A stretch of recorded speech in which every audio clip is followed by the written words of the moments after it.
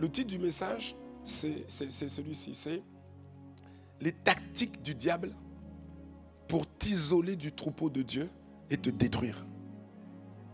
Je répète, les tactiques du diable pour t'isoler du troupeau de Dieu et te détruire. Et je vais commencer avec un texte que tu connais probablement, puisque tu l'as souvent cité, dans Matthieu chapitre 16, verset 18. Je sais que tu connais ce texte, en tout cas beaucoup vous le connaissez.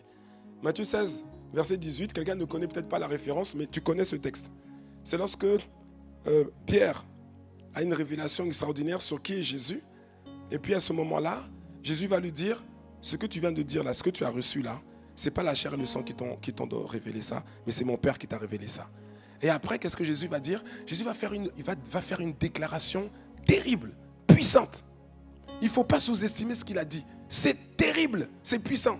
Jésus va dire, et moi, je te dis que tu es Pierre. Et que sur cette pierre, je bâtirai mon église. Et que les portes du séjour des morts ne prévaudront point contre elle. Que quelqu'un dise merci Seigneur et que quelqu'un acclame le Seigneur. Si cette parole est pour toi, acclame le Seigneur. Tu es Pierre et sur cette pierre, je bâtirai mon église et les portes du séjour des morts ne prévaudront point contre elle. Dans ce texte, dans ce verset, dans cette phrase, il est en train de dire beaucoup de choses. On ne peut pas tout voir, mais il est en train de dire beaucoup de choses. Il est en train déjà de révéler, quelque chose qu'il n'avait pas encore dit aux disciples. Il est en train de révéler quelque chose qu'il n'avait pas encore dit aux disciples. Il est en train de dire, mais en fait, est-ce que vous avez compris que moi je suis venu pour bâtir une église? Une église, c'est-à-dire, pas une église bâtiment, une église grand E. Je suis venu pour bâtir mon ecclésia, mon gouvernement, mon ecclésia, pour régner sur la terre. Et il dit, donc il annonce, il dit, sur cette pierre que tu es, et entre parenthèses, quand il dit pierre, en fait, il est en train de parler, est-ce que deux fois il dit Pierre? Le premier Pierre, c'est le prénom de la personne. Amen. Mais le deuxième Pierre, ce n'est pas le prénom. Le deuxième Pierre, c'est Petra. Petra, ça veut dire quoi? Ça veut dire un roc. Petra, ça veut dire un rocher. Petra, ça veut dire un pilier. Petra, ça veut dire une colonne. Et il est en train de dire, toi, tu es déjà devenu, avec la révélation que tu as, je réalise que ton niveau de maturité, de foi, de discernement a augmenté. Et maintenant, Jésus a pu dire quelque chose qu'il n'avait jamais dit avant. Il dit, maintenant, tout est réuni pour que je puisse bâtir mon église. Il est en train de dire que pour bâtir son église, il a besoin de colonnes. Il a besoin de piliers. Et s'il n'y a pas de pilier, il ne peut pas bâtir. Et là, il dit, j'ai enfin trouvé un pilier. Et donc, je vais bâtir sur cette pierre-là, je vais bâtir mon ecclésia, mon église. Et il va dire, et les portes du séjour des morts ne vont pas prévaloir contre elle. C'est-à-dire qu'il est aussi en train de dire que les portes du séjour des morts existent. Et que les portes du séjour des morts, tu sais, quand on dit portes, les portes dans la Bible, ça parle des lieux de gouvernance. Quand on dit les portes, c'est comme l'assemblée, une assemblée qui délibère. C'est quand on dit les portes de la ville, c'est là où les grands de la ville prenaient les décisions pour la ville. Tu me suis ou pas? Donc en même temps, il est en train de leur dire, ne sous-estimez pas le diable. Il est en train de dire que, en fait, le diable est méchant, c'est vrai, mais il n'est pas bête. Les gens pensent qu'il est bête. C'est pas un idiot. C'est pas un idiot. Je dis, c'est pas un idiot. Il réfléchit. Il réfléchit. Il n'attaque pas n'importe comment. Il réfléchit. Il réfléchit. C'est pas un idiot. Faut pas le sous-estimer. Tu me suis? Surtout nous qui sommes au 21e siècle. Il faut pas le sous-estimer. Parce que depuis que l'homme a été placé par Dieu sur la terre, ça fait à peu près 6000 ans. Bibliquement, il faut croire la Bible. Il ne faut pas croire ce que les gens disent dehors. La Bible explique, quand tu fais les calculs, tu vas te rendre compte que l'être humain est sur la terre depuis environ 6000 ans. Ok? Mais sauf que le diable, depuis 6000 ans, déjà depuis le jardin d'Éden, il travaille l'homme. Il étudie l'homme. Même quand il est venu pour séduire Ève et pour tromper Adam, il n'est pas venu tout de suite. Il a observé comment il fonctionnait. Tu comprends? Et déjà, dans les jardins d'Éden, il les a eus. Tu vois que quelqu'un dit aïe, aïe, aïe. Il les a eus. Mais entre-temps, il a eu 6000 ans d'expérience. Ouais. Donc, il est encore plus affûté. Oui, il est encore plus affûté, puisqu'il a eu 6000 ans d'expérience. Il y a beaucoup de gens qui sont passés avant nous. Il a eu 6000 ans d'expérience. Donc, ne le sous-estime pas. Et Jésus est en train de dire qu'il se réunit. Quand on dit les portes du séjour des morts, ça veut dire qu'il y a des entités qui travaillent pour le séjour des morts, des ténèbres. C'est-à-dire les entités spirituels, des êtres invisibles et puis des êtres visibles. Les invisibles, c'est le diable lui-même. Les invisibles, c'est les démons. Les invisibles, ce sont les dominations. Éphésiens chapitre 6, les dominations, les autorités, les principautés, les esprits méchants qui sont dans les lieux célestes. On dit que Jésus est en train de dire, quand il parle, il est en train de nous faire comprendre qu'ils se réunissent. Tu me suis ou pas? Ils se réunissent, pourquoi? Pour prévaloir contre l'Église, pour détruire l'Église. Et quand on dit l'Église, c'est l'Église avec un grand E. L'Église de Jésus-Christ sur la terre, mais c'est également les différentes églises petit E avec S à la fin. Quelqu'un me suit ou pas? Non, quelqu'un me suit ou bien je me suis déplacé pour rien ici? Alléluia! Tu me suis, n'est-ce pas? Et quand il est en train de dire le dessein du diable, c'est de détruire l'Église. L'Église, ce n'est pas seulement les entités petit E avec S à la fin, parce qu'en vérité, l'Église, c'est toi et moi. Amen. C'est toi et moi l'Église. L'Ecclésia de Christ, c'est toi et moi. Et il est en train de dire que le diable veut nous détruire. Il veut nous détruire. Il réfléchit, il s'assemble. Ils ont des réunions. Ils ont des réunions régulières. Régulièrement, ils ont des réunions pour réfléchir comment détruire les chrétiens. Comment détruire l'Église. Et je peux vous dire qu'ils se sont déjà réunis. Ils se sont réunis. Ils vont encore se réunir pour détruire ICC Anvers. Mais ils vont échouer au nom puissant de Jésus. Je dis qu'ils vont échouer. Mais ils se sont déjà réunis. Et pas seulement des êtres spirituels. Il y a aussi des êtres naturels. Des êtres humains qui se réunissent, qui réfléchissent comment stopper ICC Anvers. Comment détruire la vie des membres de ICC Anvers. Ils vont échouer. Je t'annonce qu'ils vont échouer. Mais je suis en train de te dire qu'ils vont échouer. Je suis en train de te dire qu'ils réfléchissent comment te détruire, mais ils ont déjà échoué. Ouais. Merci Seigneur. Alors, tu dois comprendre une chose. Ils réfléchissent. Les ténèbres se réunissent et ils vont continuer à le faire. Et tu dois comprendre une chose, bien-aimé, c'est ce que je suis venu te dire. La principale stratégie du diable, parce que le diable, on a dit, il n'est pas bête. Moi, la Bible dit qu'il est malin, n'est-ce pas? Et moi, j'ai ma définition du mot malin. Ouais, malin, pour moi, c'est il fait le mal, mais intelligemment. Tu vois, ça fait malin. Tu vois? Il fait le mal, mais intelligemment. Il est mauvais. Il est intelligent. Hein? Dans le mal. Tu me suis? Et regarde, sa principale stratégie. Écoute-moi bien. Sa principale stratégie. Il a plusieurs stratégies, ok? Mais ça dépend de qui il est en train de combattre. Quand il combat quelqu'un qui est déjà en train d'aller en enfer, il n'a pas les mêmes stratégies. Tu vois, non? Ben non, quelqu'un est déjà en enfer. Quelqu'un croit qu'il vit, tu vois, il est riche, il a l'argent, alors qu'il est en train d'aller en enfer. Tu vois? Donc pour lui, celui qui va en enfer, c'est déjà un petit problème. Parce que son but à lui, c'est d'en mener avec lui. Parce que lui, sa destination, c'est l'enfer. C'est clair et net, il le sait. Et il sait qu'il lui reste peu de temps. Donc il essaie de faire un maximum de dégâts pour emmener un maximum d'hommes et de femmes en enfer avec lui. Tu me suis? Mais toi, tu n'iras pas là-bas. Si tu as dit Amen, tu n'iras pas là-bas. Si tu as dit Amen, c'est-à-dire que tu vas aller là-bas, mon ami. Si tu veux qu'il t'emmène là-bas, c'est ton problème. Moi, je n'irai pas là-bas. Alléluia. Et donc, il a des stratégies. Il a des stratégies pour ceux qui connaissent pas encore le Seigneur, qui ne sont pas sauvés. Les stratégies pour les utiliser pour qu'ils combattent les chrétiens, pour qu'ils ne connectent jamais à la lumière de la parole de Jésus-Christ. Tu vois, il a des stratégies pour empêcher les gens voilà. Mais nous, ce n'est pas ces stratégies-là qui nous intéressent. Parce qu'il a des stratégies contre ceux qui sont en Christ. Tu vois, et c'est ça qui nous intéresse. Et une de ses principales stratégies, tu me suis ou pas? Une de ses principales stratégies, c'est quoi? C'est la dispersion. C'est le fait de disperser le troupeau. C'est le fait de disperser. Il veut disperser. Tu dois comprendre ça. Il faut le savoir. Et pour cela, il a plusieurs tactiques qu'il utilise. Et il faut que tu connaisses absolument ces tactiques. Sinon, tu risques d'en être victime. Paul explique aux Corinthiens, dans 2 Corinthiens 2, verset 11. 2 Corinthiens 2, verset 11, Paul dit de ne pas laisser à Satan l'avantage sur nous. car nous n'ignorons pas ses desseins. Que quelqu'un dise Amen. C'est une parole qu'il ne faut pas sous-estimer. Paul, inspiré par le Saint-Esprit, est en train de nous dire ceci. Il est en train de dire, si tu n'es pas conscient, si tu ne connais pas les ruses, les tactiques du diable pour te détruire, il aura l'avantage sur toi. C'est ce qu'il est en train de dire. Tu veux que le diable ait l'avantage sur toi? Quelqu'un ici veut que le diable ait l'avantage sur lui?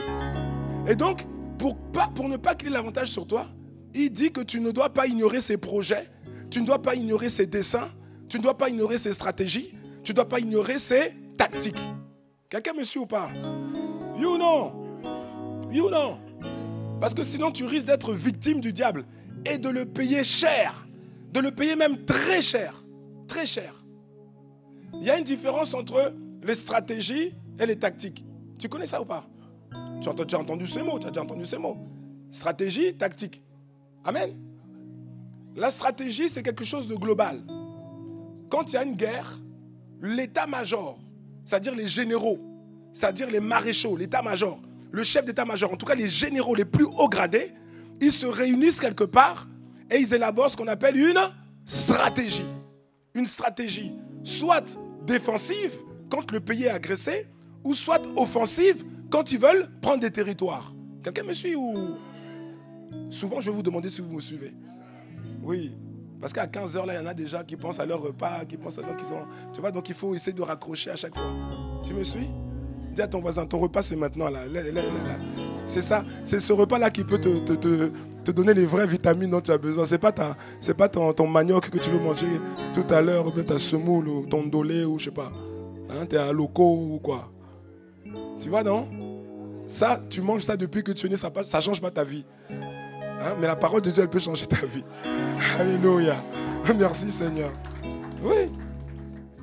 Et donc, ils élaborent des stratégies. Les stratégies, c'est global. Et ensuite, qu'est-ce qu'ils font? Ils vont communiquer la stratégie à ceux qui sont sur le terrain. Sur le terrain, ce n'est pas les généraux qui sont sur le terrain. Quand ils viennent sur le terrain, ils regardent un peu la mise en place et tout ça. Mais sinon, ceux qui sont sur le terrain, ceux qui sont actifs sur le terrain, ce sont les chefs de groupe. Tu me suis? Là, on va retrouver les sergents, on va retrouver les lieutenants, on va retrouver les capitaines. Tu me suis ou pas? Et c'est ceux-là qui, sur le terrain, vont chercher à mettre en place la stratégie. Et comment ils vont le faire? Ils vont le faire sur la base de tactiques. Des tactiques de terrain. Pour combler, accomplir la stratégie générale qui a été faite au niveau de l'état-major. Si tu me suis, tu dis? Si tu ne me suis pas, tu dis rien. Amen. Et donc sur le terrain, chacun s'adapte. Il adapte la tactique qu'il faut pour la mission qui est la sienne. Et laisse-moi te dire que la stratégie du diable, c'est la dispersion. Il veut disperser le troupeau. Il veut disperser le troupeau de Dieu. C'est clair et net. Et il a différentes tactiques. Tu vois. Jean chapitre 10, verset 12. Jésus dit, mais le mercenaire qui n'est pas le berger et à qui n'appartiennent pas les brebis, voit venir le loup, il abandonne les brebis et il prend la fuite et le loup les ravit et les disperse. C'est ça l'objectif. Il les disperse. Matthieu chapitre 26, verset 32, Jésus cite une parole du prophète Zacharie, dans Zacharie 13, 7. Jésus dit, il dit aux disciples, je serai pour vous tous cette nuit une occasion de chute, car il est écrit, je frapperai le berger et les brebis du troupeau seront dispersées. La tactique du diable, c'est de disperser. Et il dit, la stratégie plutôt, c'est de disperser. Et il explique que pour disperser là, il faut frapper le berger. Quelqu'un me suit? Il faut frapper le berger. Il faut frapper ceux qui sont responsables. Il faut frapper ceux qui, par la grâce de Dieu, mènent le peuple dans le vert pâturage et les eaux paisibles que Dieu a prévues. Amen. Alors pourquoi l'ennemi veut disperser le troupeau du Seigneur? Pourquoi il emploie cette stratégie? Pourquoi? Mais en fait, c'est très simple. Parce que Satan sait. Il sait qu'un chrétien isolé, et là je pèse mes mots, il sait qu'un chrétien isolé qui n'est pas rattaché à un troupeau, un chrétien isolé est un chrétien mort. Je te dis, je pèse mes mots. Un chrétien isolé est un chrétien mort. S'il n'est pas encore mort, il va le devenir. Et il sait ça. C'est pour ça que le diable, je te dis déjà, mon frère, ma soeur, que le diable cherchera à t'isoler. Et tu vas voir comment il fait. Tu vas avoir l'avantage. Il ne va pas avoir l'avantage sur toi, c'est toi qui vas avoir l'avantage sur lui. Alléluia. Ouais. Un chrétien mort est un chrétien isolé, pardon, c'est un chrétien mort ou qui est sur le point de mourir. Je parle de quelle mort? Déjà, il veut le faire mourir comment? Le diable veut lui faire perdre son salut. Il isole quelqu'un, il le détache du troupeau, pour l'isoler, pour lui faire perdre son salut.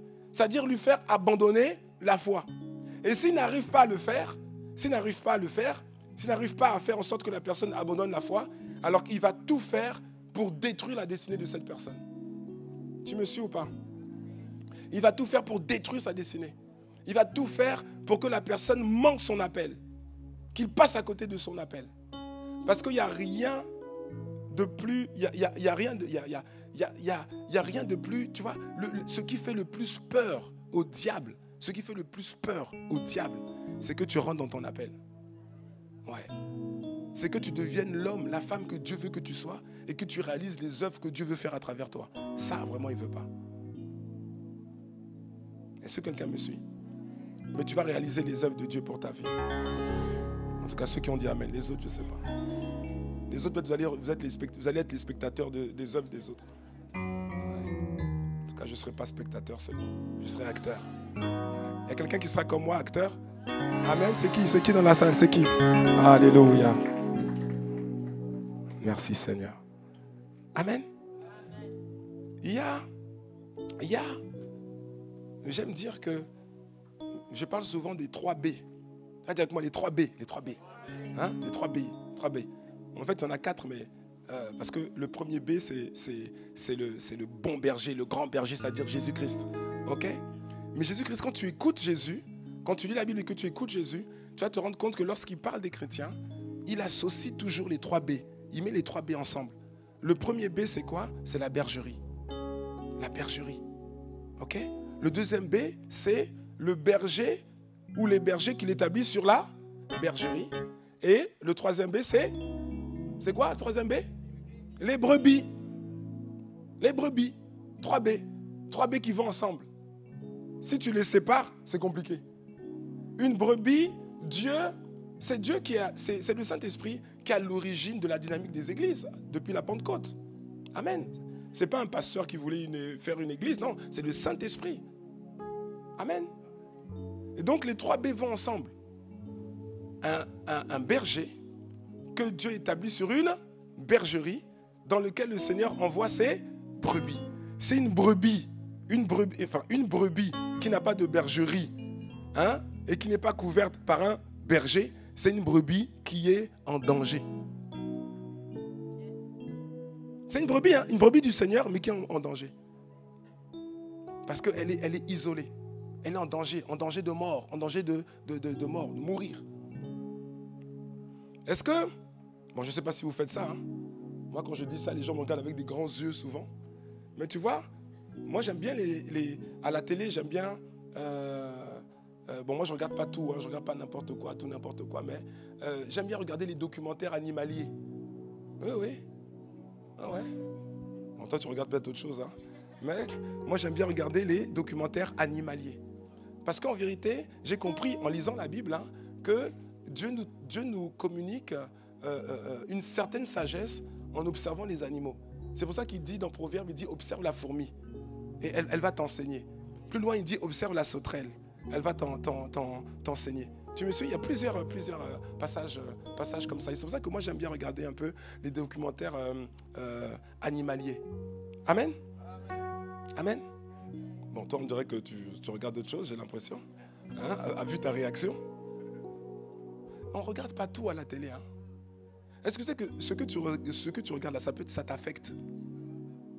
Ça t'affecte. Il y a des choses que tu regardes, c'est du désordre total.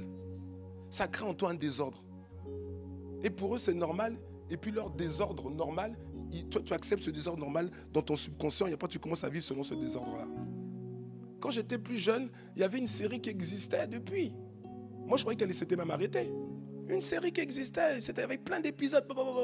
Plein d'épisodes. Et j'ai bien regardé cette série-là, je la trouvais intéressante. Et puis, il y a quelques temps, je suis retombé dessus. Et puis, quelqu'un qui connaissait cette série, qui suivait, j'ai dit, ah bon, cette série, elle existe encore. Je pensais que c'était arrêté. On dit, non, la série est encore là. J'ai dit, ah oui, celui-ci, je me rappelle, il s'appelle un tel. Oui, c'est ça. L'autre aussi, je me rappelle. Lui, c'est le frère de l'autre, non? Oui, c'est ça. Et elle, c'est qui? Bon, elle, c'est la fille de celui-là, là. Ah oui, avec sa femme, c'est... Non, il n'a pas fait avec sa femme. Ah bon? Non, il a fait avec la femme de son frère. Ah, j'ai dit, ah bon? Ok. Et je vois qu'elle a un enfant. L'enfant, c'est qui? Bon, l'enfant, là, c'est l'enfant, c'est à elle, mais en fait, c'est son père, c'est son grand-père. Hein? Oui, parce que le grand-père, le papa voilà. J'ai dit, c'est quoi ça?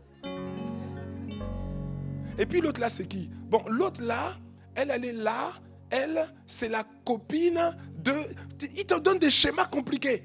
Et celle-là, elle vient d'où? Non, celle-là, en fait, c'est une enfant. Elle est née suite au viol du frère là sur sa cousine. Ah!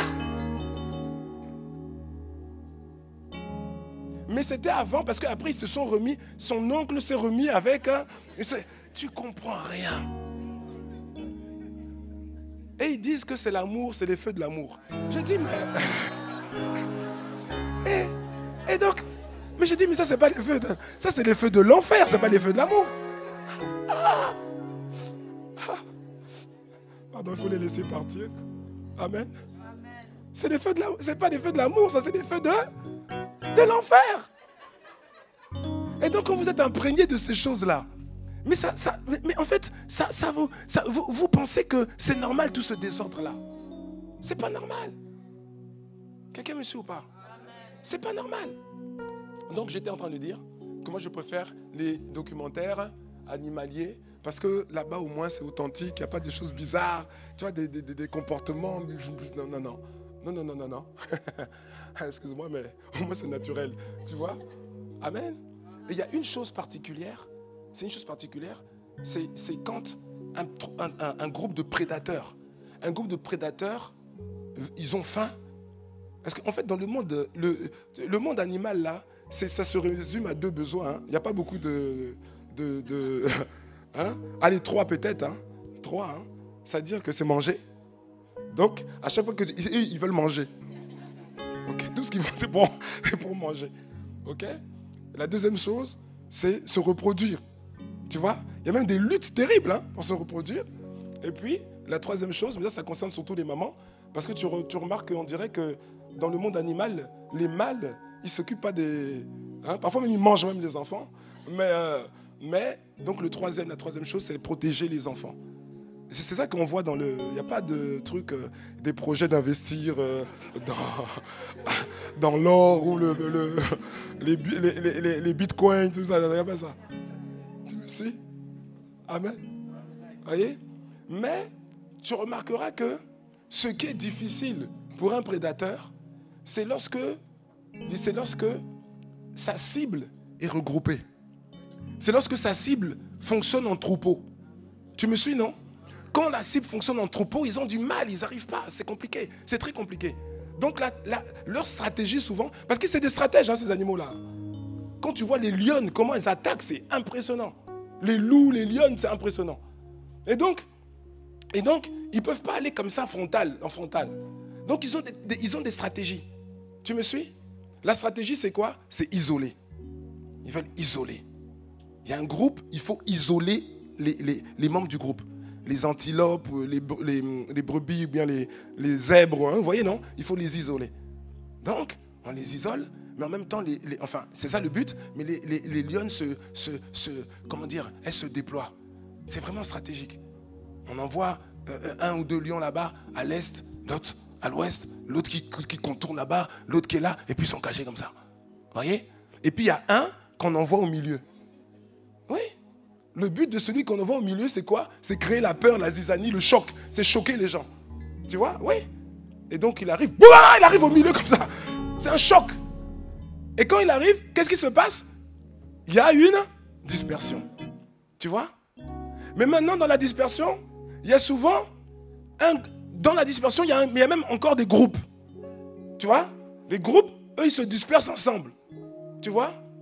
Ce n'est pas cela que les prédateurs vont attaquer. Parce que ça devient toujours compliqué. Ils vont regarder ceux qui se dispersent tout seuls. Ceux qui sont isolés là. Tu vois? Et maintenant, ils se concentrent sur celui qui est isolé. Et c'est là maintenant que toutes les lionnes commencent à fermer leur étau. Tu vois, non? Et donc, elles arrivent. Et puis ils poursuivent comment dire, la cible. Parfois par relais. Tu vois, non? Par relais. Donc, la brebis ou le zèbre, il court parce qu'il y a une lionne qui est après lui.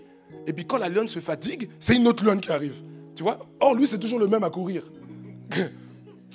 Tu vois, non? Après, c'est une troisième case, mon ami. À un moment donné, pouf, on attrape la bête. Et quand tu vois la scène, ça fait même mal au cœur parce que tu vois la bête, ils attaquent par le cou et puis ils soulèvent, tu vois l'animal, les jambes en l'air.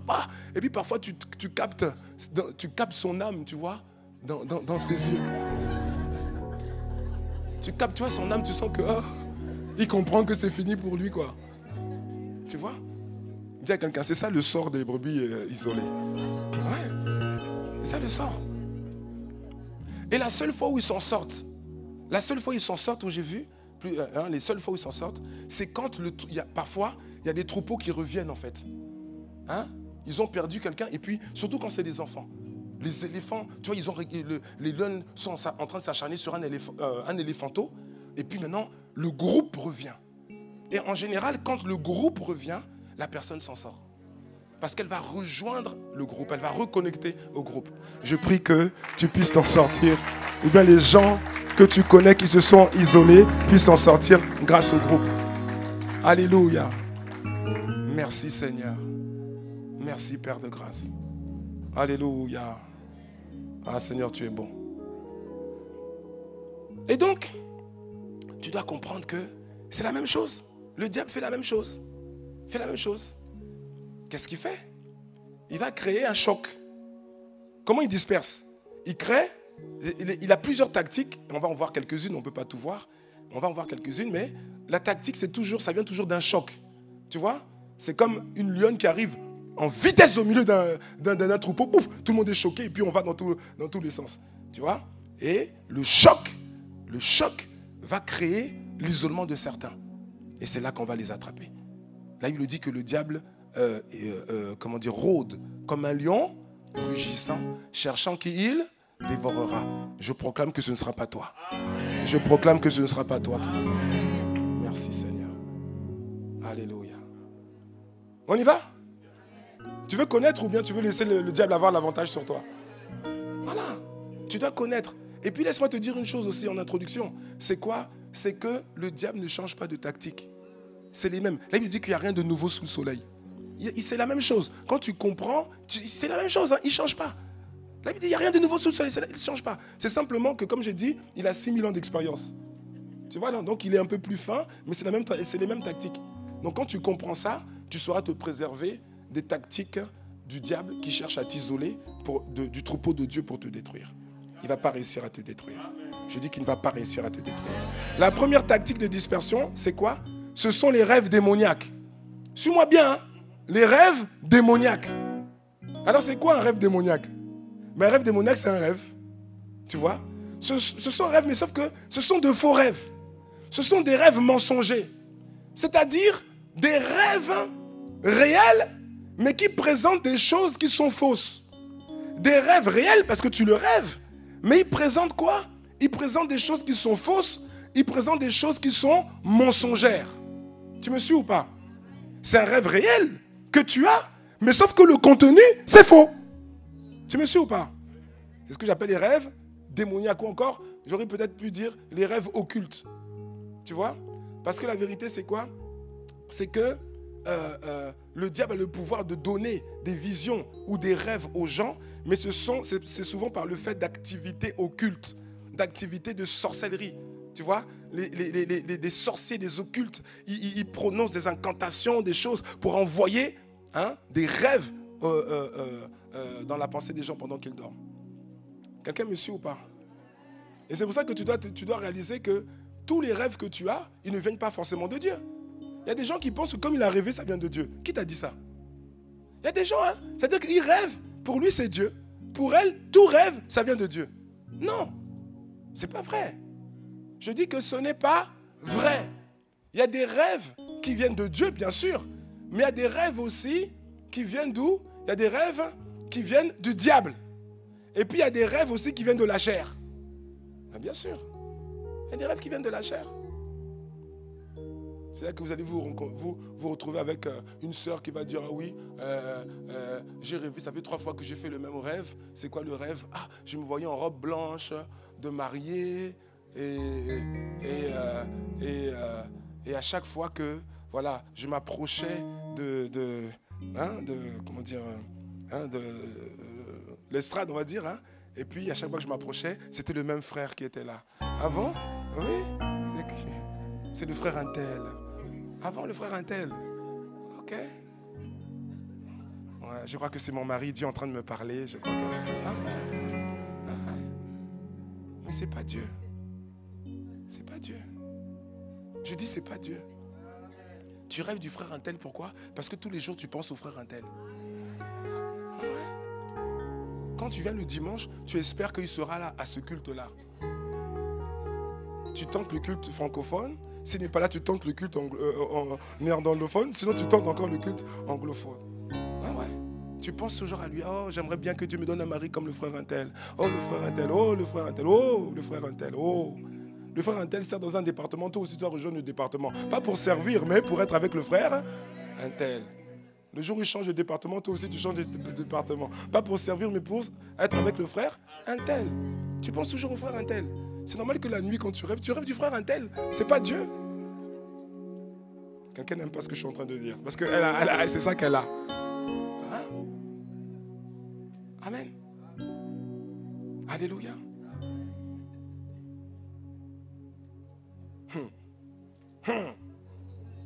J'explique, j'avance.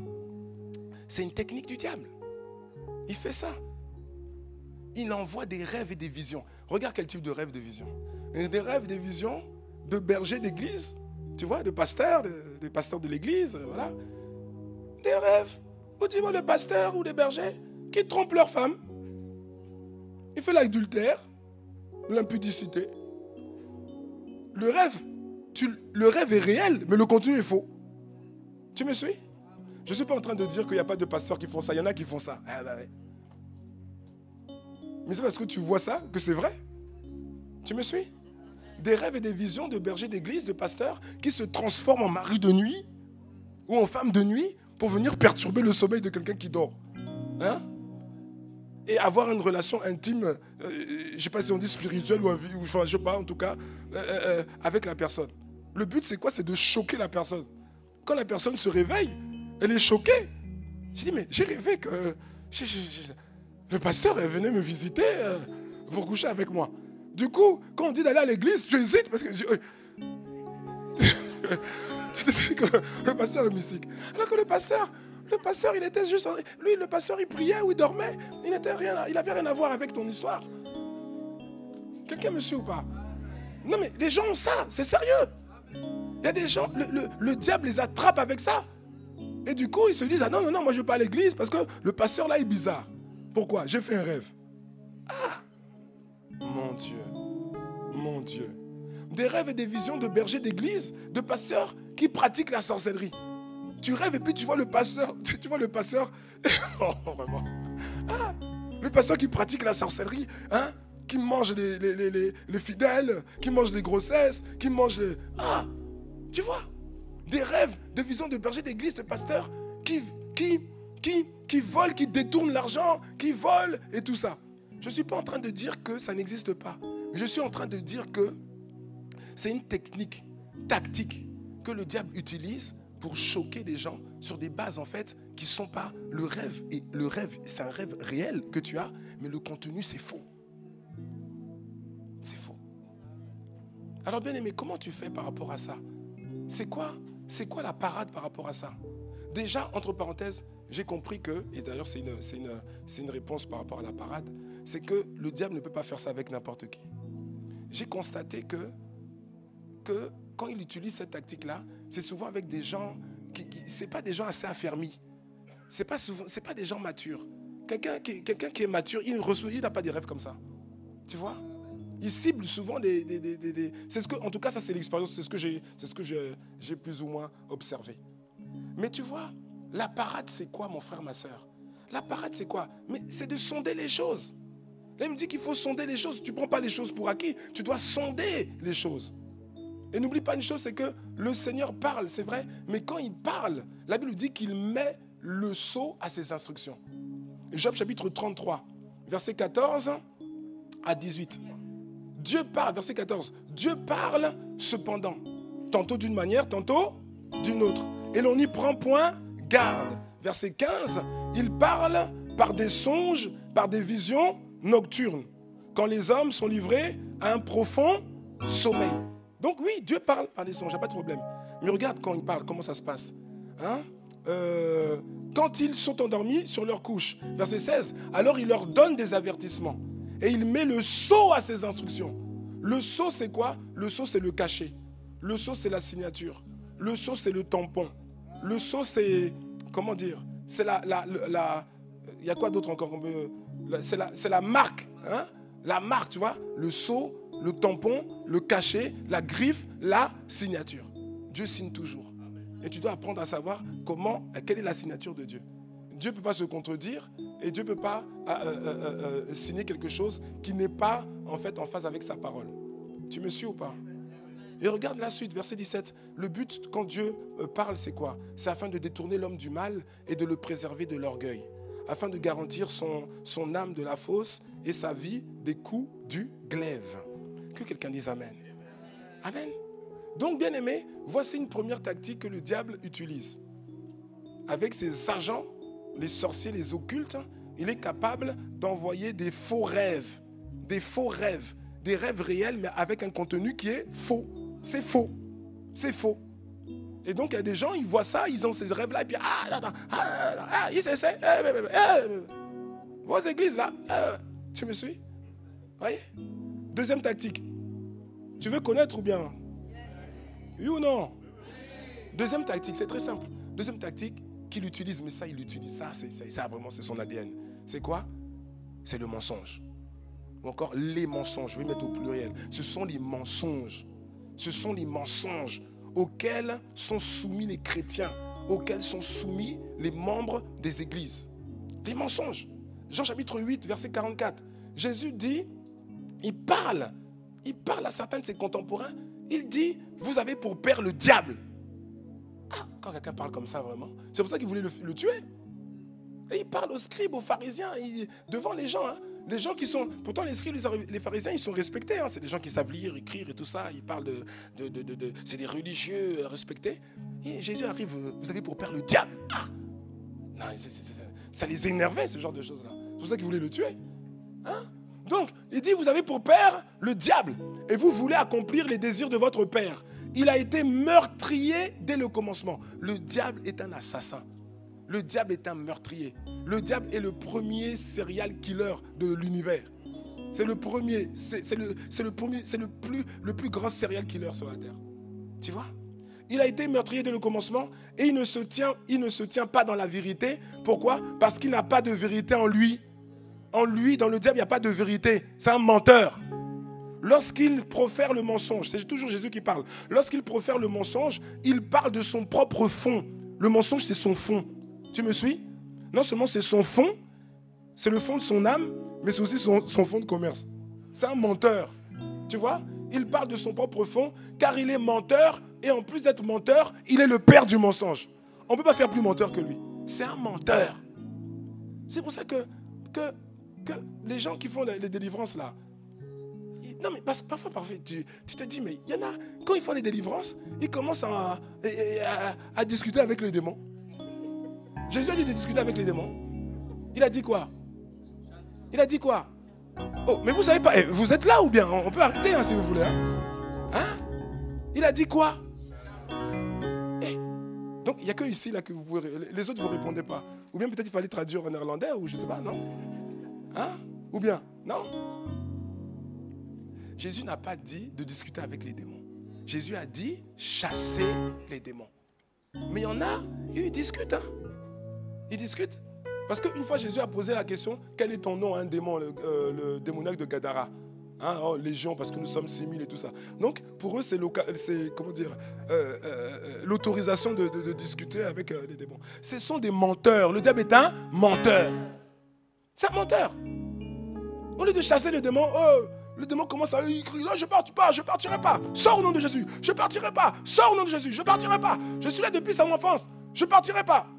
Tu es là depuis quand? Son enfance. De quel âge? À quel âge tu es rentré? Quand on avait 2 ans. C'est un menteur. Pourquoi tu veux savoir à quel âge il est rentré? On te dit de le chasser, non? Hein? Ah bon, depuis qu'elle a 2 ans, tu es là? Tu es méchant, hein? Tu es rentré comment? Je suis rentré par sa grand-mère et sa tante. Tu vois? Et puis maintenant, tu en veux à ta grand-mère et à ta tante. Pourquoi? Parce que tu crois aux démons. C'est un menteur. C'est pour créer des situations. C'est un menteur. Hein? Si c'est le Saint-Esprit qui révèle les choses, oui. Mais c'est un démon, il y en a, ils discutent avec les démons. Ils discutent avec les démons. Il y en a comme ça, hein, Pasteur Dominique. Toi, tu écris des livres inspirés par Dieu. Il y en a d'autres, ils discutent avec un démon et puis il va écrire un livre sur la base des révélations que le démon lui a données. C'est compliqué. Non, mais il y a des gens, mais c'est compliqué, quoi. Au lieu de chasser le démon, actuellement, Satan est où? Il est où? Hein? Il est comment? Dis-moi un peu. Comment mais il va te baratiner des choses. C'est un menteur. Amen. Le mensonge conduit les gens qui y croient dans les mauvaises directions. Quand tu suis les mensonges du diable, en fait, tu es manipulé. Tu me suis? Tu es manipulé. Le mensonge est une puissance d'égarement. C'est une puissance de dispersion. Et la parade contre le mensonge, c'est quoi? La parade, écoute-moi bien. La parade contre le mensonge, c'est d'abord le témoignage intérieur, personnel. C'est ton témoignage intérieur. Le témoignage intérieur, je répète, c'est le témoignage intérieur. L'apôtre Paul explique dans Romains 9, verset 1. Romains 9, 1, il dit ceci, je dis la vérité en Christ. Je ne mens point. Ma conscience m'en rend témoignage par le Saint-Esprit. C'est le Saint-Esprit qui rend témoignage.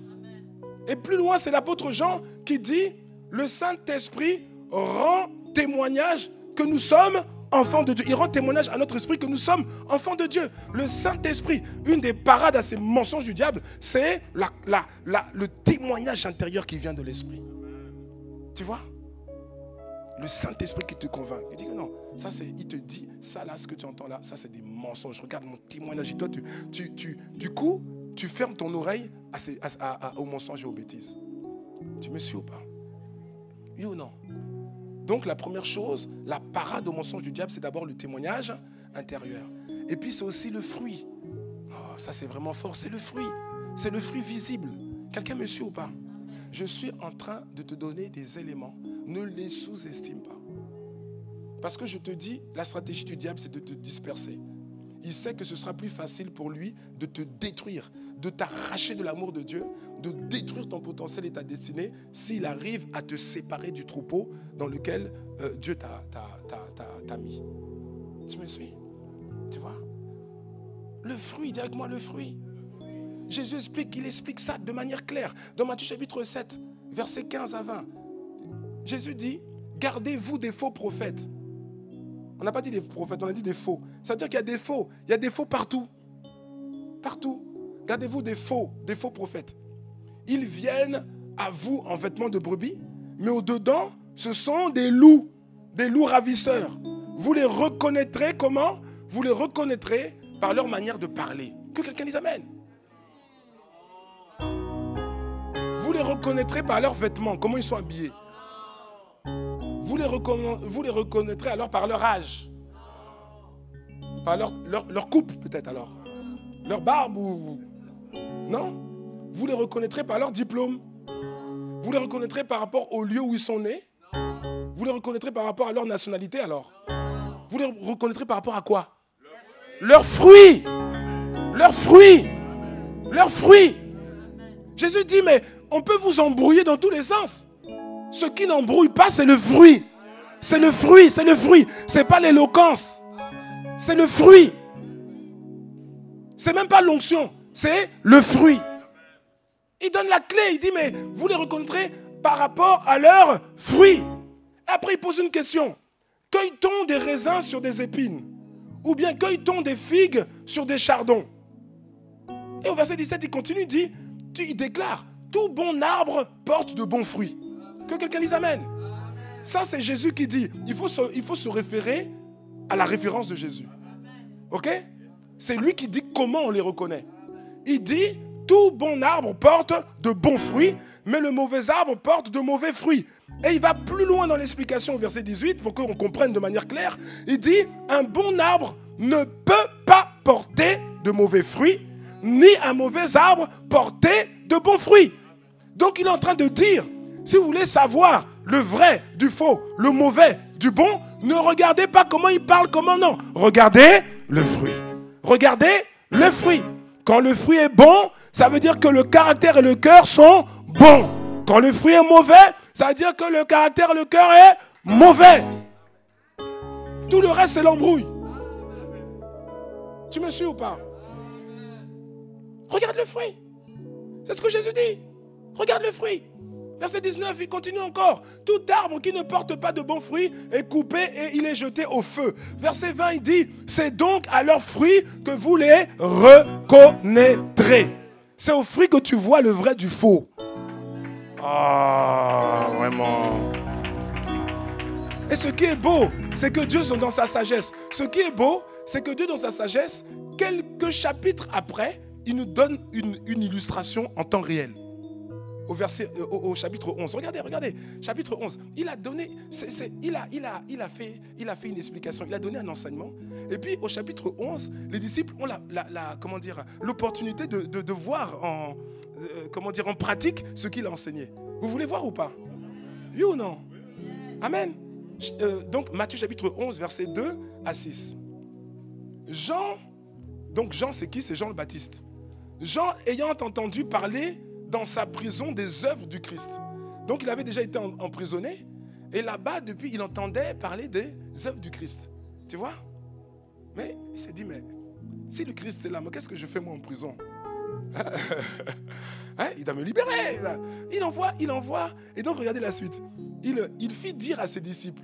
Il a mandaté ses disciples pour aller poser une question à Jésus. Tu me suis ou pas? Ok? Et il dit au verset 3, voilà la question que vous devez poser à Jésus.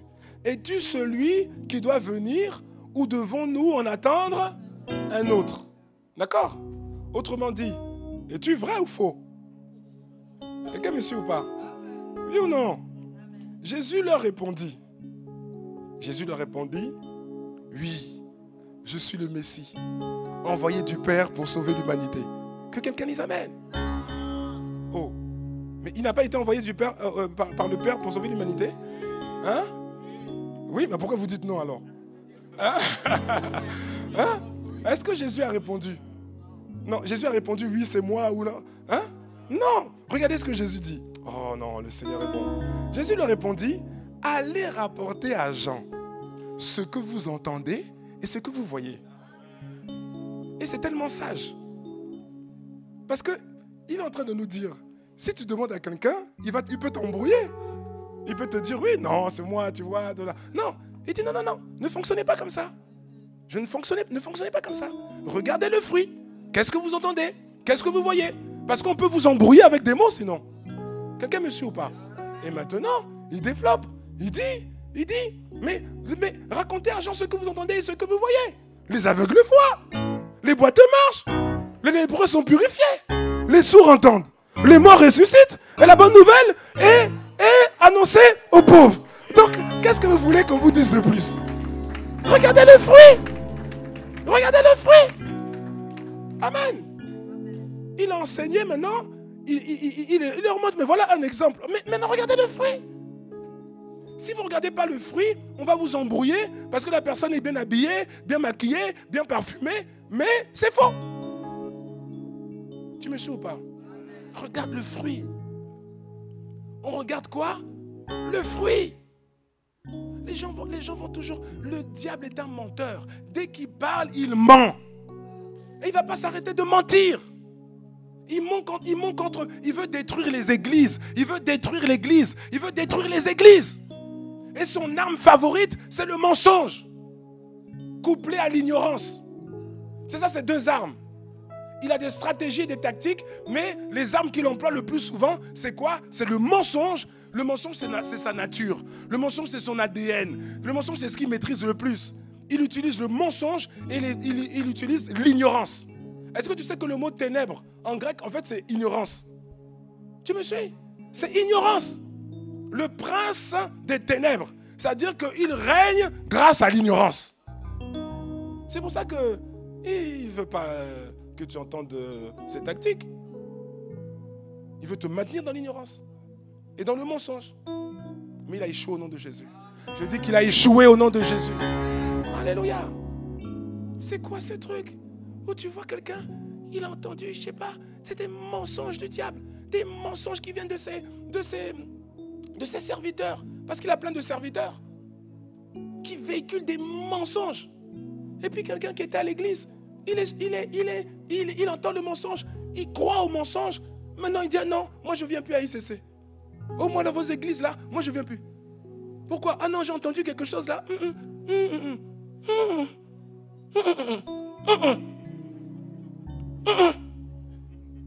Tu revois la personne plus loin, plus tard. Tu vois la personne plus tard en ville. Hein? C'est quoi la grande avenue? Ici, il y a une grande avenue qu'on appelle. Hein? Voilà, l'avenue Mère là-bas. Hein? Tu le croises là-bas. Oh, frère, ça va? Tu sais, c'est pas la peine de poser la question. Quelqu'un qui n'a pas de troupeau, ne lui pose pas si ça va. En fait, ça va pas. Ça, j'ai pas le temps de t'expliquer, mais ça va pas. Tu penses qu'une brebis, toi aussi regarde, une brebis qui est perdue et qui se balade là comme ça dans la savane, tu penses que ça va? vous rigolez, hein. Ça va pas. Même si tu la vois bien habillée, oui, il roule dans une belle BM et tout ça là, ça va pas. Ça va pas. On ne parle pas de l'extérieur, on parle de l'intérieur. Et quand tu discutes avec la personne, mais tu dis, on ne te voit plus à l'église, qu'est-ce qui se passe? Non, mais parce que j'avais entendu que le pasteur là, c'est un sorcier. Ah bon? C'est un sorcier? Tu l'as vu faire la sorcellerie? Non. tu l'as entendu parler de sorcellerie? Non. Mais pourquoi tu dis c'est un sorcier? Oh non, parce que j'ai entendu quelqu'un sur Internet dire que c'est un sorcier. Ah bon? Celui qui est sur Internet, tu le connais? Non. Ah. Mais le pasteur, tu le connais, non? Oui. Ok. Pourquoi tu es venu à ICC la première fois? Oh, parce qu'on m'a invité. Ok, mais tu n'es pas venu qu'une fois, puisqu'on t'a vu plusieurs fois pendant des mois et même des années. Pourquoi tu revenais? Pourquoi tu revenais? Oh, parce que je me sentais bien. Ok, mais pourquoi tu venais au temps de prière? Oh, parce que ça me faisait du bien. Après, j'arrivais à prier à la maison. Ok. Pourquoi tu venais au culte? Parce que j'étais nourri dans la parole. Pourquoi tu revenais? Parce que je me sentais grandir. Ok. Depuis que tu es parti là, c'est comment ta vie de prière? Bon, je dois avouer que il y a des hauts et des bas. En vérité, il y a beaucoup de bas. Tu te sens progresser. Tu sens que tu accomplis des choses. Tu te sens grandir en maturité. Tu sens que tu accomplis ta destinée. Bon, c'est vrai que je suis tombé plusieurs fois depuis. Tu te sens progresser. Ta vie a changé. Ta vie est en train de changer. Tu entends quelqu'un quelque part que tu connais même pas, qui te dit quelque chose que toi-même, ton expérience n'a pas vu. Ton expérience montre un fruit qui était dans ta vie et toi, tu vas entendre quelqu'un qui est inspiré par le diable, par les ténèbres, qui dit un mensonge, qui dit n'importe quoi sur ton église ou sur tes pasteurs. Et puis toi, tu vas écouter, alors que tu es au quotidien, tu vois leur cœur. Tu vois leur cœur, tu vois leur dévotion, tu vois même le fruit, comment ta vie a changé. Mais tu vas entendre quelqu'un qui est sur Internet qui dit que c'est une église de sorciers. Et puis quand tu retrouves la personne en lambeaux. Tu dis, mais est-ce qu'au moins, ok, si tu ne viens pas ici, c'est ok. Mais est-ce qu'au moins tu vas dans une église? Oh non, parce que les églises là, c'est que des sorciers.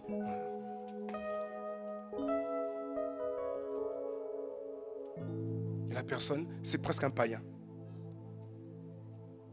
Dis à quelqu'un, c'est le fruit. C'est le fruit. Jésus a dit, c'est le fruit. Ce n'est pas pasteur Christian qui le dit. C'est Jésus qui dit, regarde le fruit. Quand tu entends des choses là, parce qu'il dit, il y a des faux, il y a des choses fausses. Quand tu entends, regarde le fruit. Regarde le fruit. C'est ça la clé que Jésus nous donne. Ah, gloire à Dieu pour ceux qui acclament le Seigneur pour sa parole. Amen. Je peux continuer un peu ou pas? Troisième tactique de dispersion. Tu dois les connaître. Si tu ne les connais pas, il va t'embrouiller. Il aura l'avantage sur toi. Il va réussir à t'isoler tôt ou tard. Tôt ou tard. Tu vois? Donc, troisième tactique du diable, écoute-moi bien, ce sont les faux scandales. Je n'ai pas dit les scandales, hein. J'ai dit les faux scandales. Après, il y a une autre tactique, ce sont les scandales. Oui, bien sûr, les scandales, les vrais. Mais avant même les vrais scandales, il y a les faux scandales. Je vais t'expliquer. Les faux scandales. En fait, ils disent scandale, mais en fait, il n'y a rien.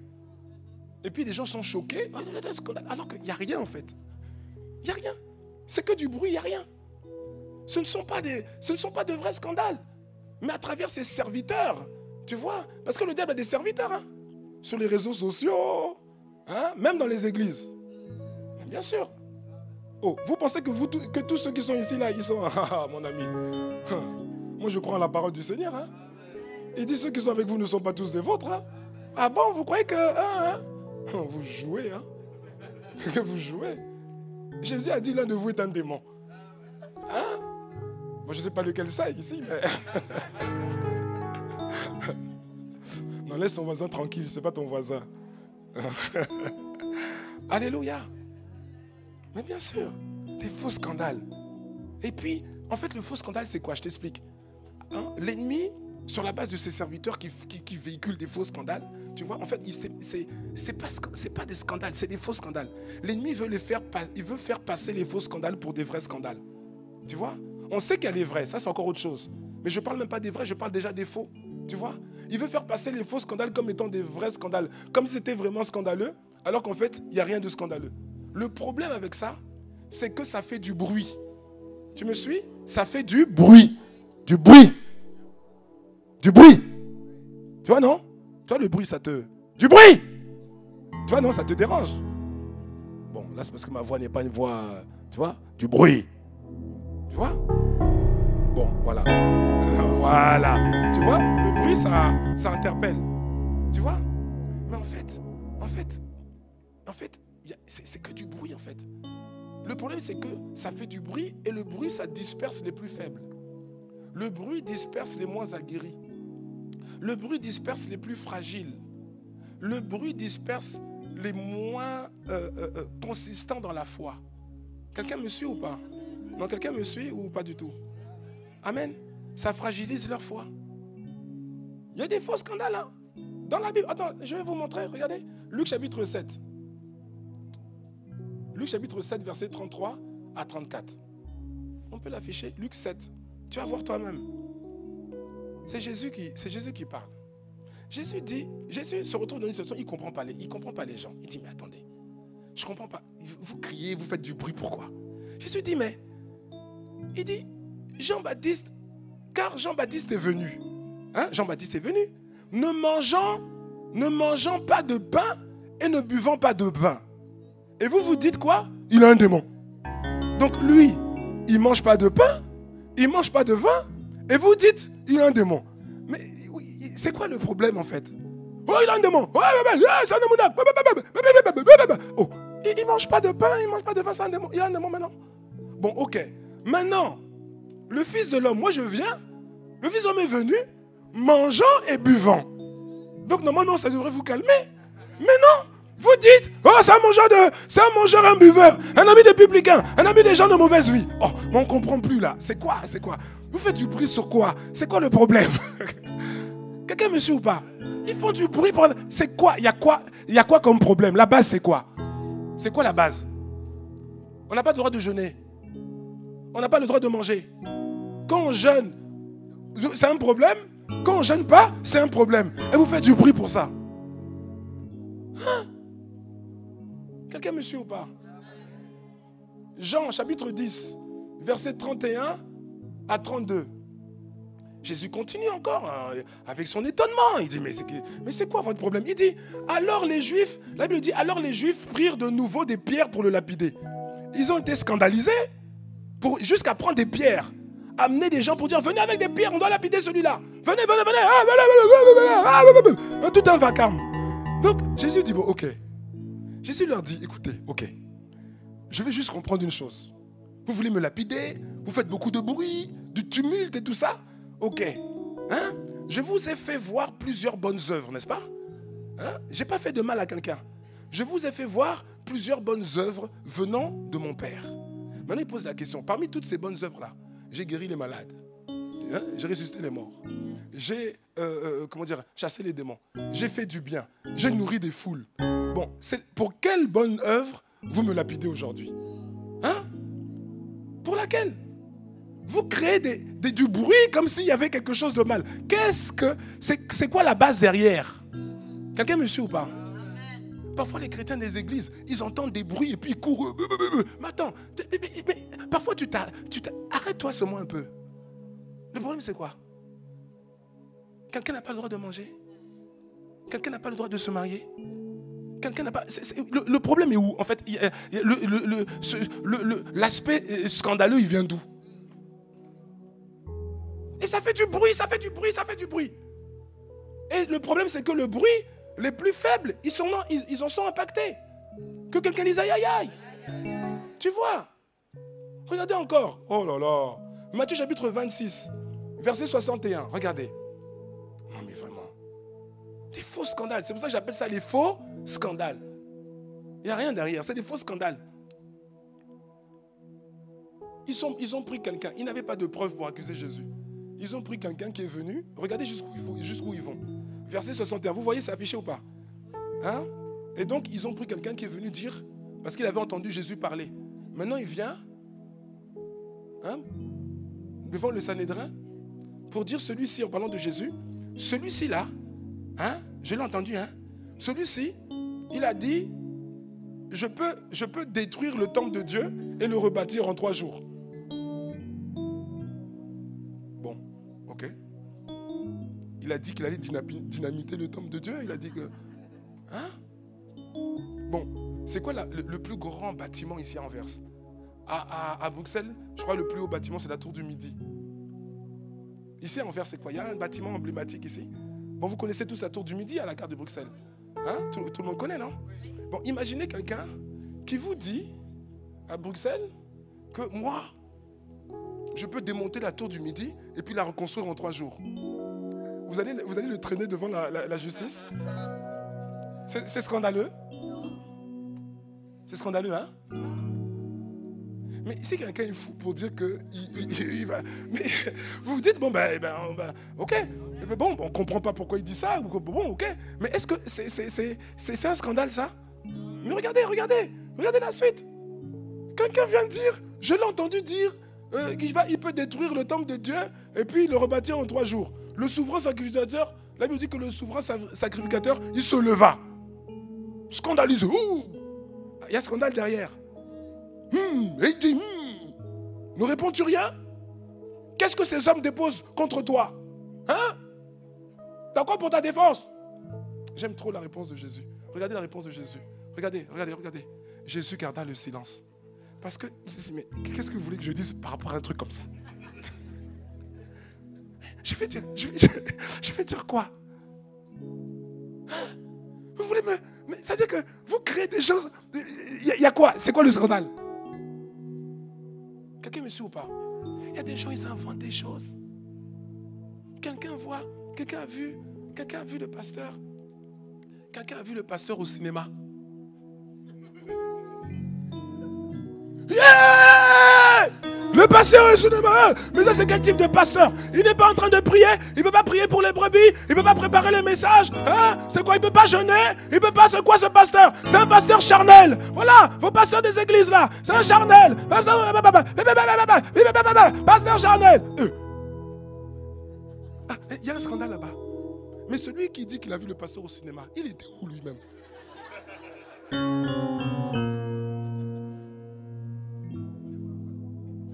C'est-à-dire, bien aimé, tu me suis ou pas? En fait, il n'y a rien. Mais ça fait tellement de bruit que ça disperse certains. Je prie que ça ne te disperse plus jamais. Des histoires comme ça, il n'y a rien derrière, il n'y a rien. Encore quand c'est des vrais scandales. Mais là, il n'y a rien. J'ai vu le pasteur au cinéma. N'importe quoi. Et puis des gens, il n'y a rien, mais ils enflamment les réseaux sociaux. Et puis il y a toujours des chrétiens pour dire, j'ai vu sur les réseaux sociaux, j'ai vu.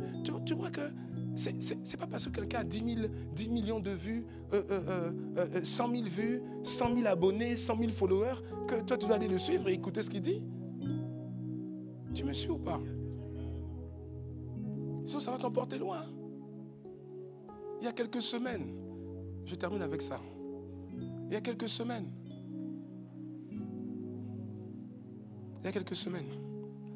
c'était un vendredi, je pense. En tout cas, c'était un jour de prière. Et donc, je garde derrière l'église et je fais le tour pour rentrer par la porte principale. Et en faisant le tour du bâtiment, donc je fais le tour, je marche et je vois une sœur de l'église qui est quelques mètres devant moi. Vous voyez? Elle était en train d'avancer. Donc, elle n'habite pas le quartier. Je sais qu'elle va à l'église. Donc, elle était en train d'avancer. Mais sa démarche était une démarche bizarre. Vraiment bizarre. Tu sentais qu'il y avait quelque chose qui n'allait pas. Et elle arrive à l'intersection. Et normalement, à l'intersection, on tourne à gauche. Mais là, elle s'est arrêtée un peu comme ça, un peu comme paumée, perdue. Donc moi, je me suis dit, oh, elle doit avoir un problème. Je me suis approché d'elle pour dire, oh, ma soeur, qu'est-ce qui se passe? Il y a quelque chose qui ne va pas? Parce que je te sens paumée, perdue. Tu sais que l'église, c'est ici. Pourquoi? Qu'est-ce que tu fais comme ça? Et puis elle me dit, ah non, pasteur, ça va, mais c'est simplement que j'ai des pensées, je suis pensive. Je suis pensive. Je dis, mais il y a des pensées qui te perturbent à ce point? Elle me dit, oui, pasteur. Écoutez ce qu'elle dit. Hein. Oui, pasteur, parce que j'ai écouté sur Internet, il y a quelqu'un qui dit sur Internet que l'enlèvement, c'est le 23. Oui, quelqu'un. Donc j'ai dit, ma soeur. J'étais dépité, quoi. Je me suis dit, Seigneur, mais... Donc ça, c'est le type de chrétien que j'engendre dans mon ministère. Je dis au Seigneur, mais si c'est ça, moi, vaut mieux que j'arrête le ministère. Quoi. Parce que, non, je me dis, non mais sérieusement, je me suis posé la question, j'ai dit, mais avec tout ce que tu entends, tu vois, c'est ça que j'ai engendré comme chrétien. Non, l'enlèvement c'est le 23, donc je suis pensive, J'ai dit, ma soeur, je vais te dire une chose, l'enlèvement là, c'est pas le 23. Elle dit, mais pasteur, comment vous pouvez savoir? Je dis, ma soeur, c'est pas le 23. C'est pas le 23. Mais vous n'en savez rien, c'est peut-être le 23. Ça peut aussi être le 23. Je dis, c'est pas le 23. Mais pourquoi vous dites ça, pasteur? Comment vous pouvez savoir que c'est pas le 23? Je lui dis, Jésus a parlé. Jésus a dit que ce jour viendra comme un voleur. C'est pas annoncé le 23 et puis toi tu... Non. Moi je crois en la parole de Dieu. Je lui dis, toi tu dois croire en la parole de Dieu au lieu d'écouter des... Oui, non mais... Je dis, non. Jésus a déjà annoncé, le jour viendra comme un voleur. Personne ne s'y attendra. Les gens seront en train de faire les choses et puis ça, pouf, l'enlèvement va arriver comme ça. Tu me suis? Ça viendra comme un voleur. Je pose la question, quand le voleur vient te cambrioler, il t'envoie un email là pour te dire, écoute, je viens il te donne la date et puis l'heure. Hein. Je viens, voilà, je passerai par la fenêtre. Hein, c'est comme ça. Parmi vous, il y en a qui ont été cambriolés. Hein, on vous a envoyé un SMS. Ou bien WhatsApp. Ou bien peut-être un courrier recommandé, peut-être. Non, le voleur, mais il faut croire ce que Jésus dit. Il ne faut pas écouter des gens parce qu'ils sont sur Internet avec que 100 000 vues ou je ne sais pas. C'est pas ça. On est des chrétiens de la Bible, pas des chrétiens qui écoutent n'importe quoi. Hein? La voici, presque, si elle avançait, elle pouvait même se faire écraser par une voiture. Hein? Avant le 23. Hein? J'ai dit, mais ma soeur, c'est quoi ça? Et puis elle argumente, hein? Non, parce que la Bible dit, je pense qu'elle avait entendu ça aussi là-bas. Non, parce que la Bible dit que le Seigneur ne fait rien sans en avertir ses serviteurs, les prophètes. Hein? Mais c'est là que je lui dis, mais justement, il nous a déjà avertis. Il a déjà dit à ses disciples les plus proches, ceux qui étaient avec lui physiquement pendant 3 ans, ils ont posé la question, ça va se faire quel jour? Le Seigneur a répondu, ce n'est pas à vous de savoir ce que le Père a décidé de sa propre autorité. Il a déjà dit, on ne saura pas, ça viendra, pouf, comme ça. Et toi tu viens de dire, oh c'est le 23. J'ai dit, ma soeur, je lui ai dit, si le 23, il n'y a pas l'enlèvement, tu vas m'entendre raconter ton histoire. Le 23, le 24, le 25, le 20, tu vas m'entendre. Oui, tous les jours, oui. Et à chaque fois que je veux te voir, je veux te dire, bon, mais c'était quoi l'enlèvement là, finalement? C'était quel enlèvement? Hein? Comment tu peux...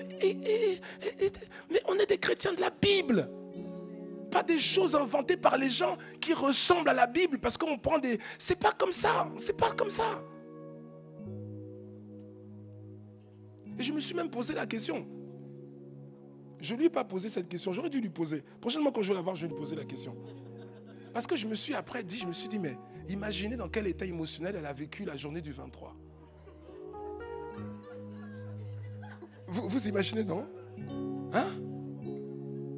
Ça doit être un... Tu vois, c'est quand même... tu vois? Je ne sais pas, peut-être elle s'est enfermée, peut-être... Enfin, en tout cas, je ne sais pas. Je vais lui poser la question, Vous imaginez l'état émotionnel, le 23? C'est-à-dire que là, on est le 22 à 23h59, 51 secondes, 52, 53, 54, 55, 56, 57, 58, 59, pouf, 0, 0, 0, 0, le 23. Imaginez. Imaginez. Je sais même pas, je sais pas comment elle a fait. Hein? Et chaque seconde, peut-être qu'elle était peut-être en connexion permanente avec quelqu'un pour dire, tant qu'on se parle, c'est que l'enlèvement n'a pas encore eu lieu. Hein? Imaginez.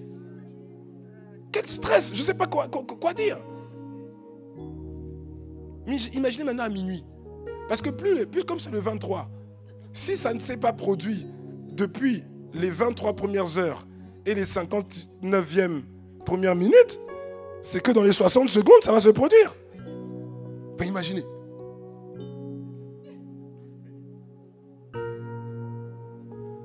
Et puis même quand on arrive à minuit, c'est pas tout, hein. Parce qu'il y a encore le 23 aux États-Unis, hein. Donc ça peut, tu as encore tout le décalage là qu'il faut rattraper. Donc tu n'es pas tiré d'affaire encore. C'est-à-dire que tu as encore au moins 8 heures là, je pense, entre ici et la côte est, la côte ouest. Je pense qu'il y a peut-être 12 heures. Hein. Donc tu vois, c'est vraiment à midi.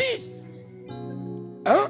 Le 24 à midi, on peut dire que le 23 est complètement passé sur toute la surface de la terre. Bien-aimé, juste pour te dire, il y a des choses. Là, je donnais cet exemple parce que ça m'a marqué, quoi. J'ai dit, non, mais, donc, à chaque fois que je vois la sœur, je dis, hey. Hein? On est des chrétiens de la Bible. Des chrétiens de la parole. Pas des chrétiens parce qu'il y a quelqu'un qui a 1 million de vues, 1 million de followers sur Internet, et puis parce qu'il dit quelque chose, ça veut dire que... Non. Nous, notre référence, c'est la parole de Dieu. Quelqu'un vient dire quelque chose qui n'est pas en phase avec la parole de Dieu, même s'il a 1 million de followers, ce n'est pas notre problème. Moi, j'aime les paroles de Paul. Quand Paul dit, si même un ange du ciel, si même moi, Paul, il dit, si même moi, je viens vous annoncer un évangile qui est différent de l'évangile réel de Jésus-Christ, alors considérez-moi comme anathème, comme maudit. Considérez-moi comme maudit. Et c'est une parole sage. C'est une parole remplie d'humilité, remplie d'amour. Parce qu'il est en train de dire, peut-être qu'un jour, peut-être, je ne sais pas, un jour, peut-être, imagine que je délire. Et que je vais vous dire n'importe quoi. Il dit, même si moi, je viens vous dire quelque chose qui est n'importe quoi, non, considérez-moi comme, là, c'est fini pour lui. Amen. Et c'est ça qui fait de nous des chrétiens de la parole. Pas des chrétiens qui dépendent des paroles des pasteurs. C'est pour ça que beaucoup ont été manipulés dans des églises. Beaucoup. Parce qu'on écoute le pasteur, parce que le pasteur a dit, mais est-ce que le pasteur, ce qu'il dit là, c'est biblique ou pas? C'est biblique ou pas? Quand il dit, soyez mes imitateurs, mais il dit, soyez mes imitateurs comme moi, je le suis de Jésus-Christ. C'est-à-dire, imitez-moi tant que moi, j'imite Jésus-Christ. Hein? N'allez pas écouter des trucs, non. Et c'est ça qui fait une église forte aussi. C'est ça qui fait aussi que des chrétiens soient rendus inébranlables. Parce que tu sais que les pasteurs, ce sont des hommes. Si un jour ils délirent ou truc, toi tu sais que tu vas pas être... Parce que ça, on n'a pas le temps de tout voir, mais c'est aussi un élément de choc que le diable utilise pour disperser les brebis. Mais toi, tu ne peux pas être dispersé. Pourquoi? Parce que toi, ta base, c'est la parole de Dieu. C'est la parole de Dieu. C'est pas le pasteur en lui-même.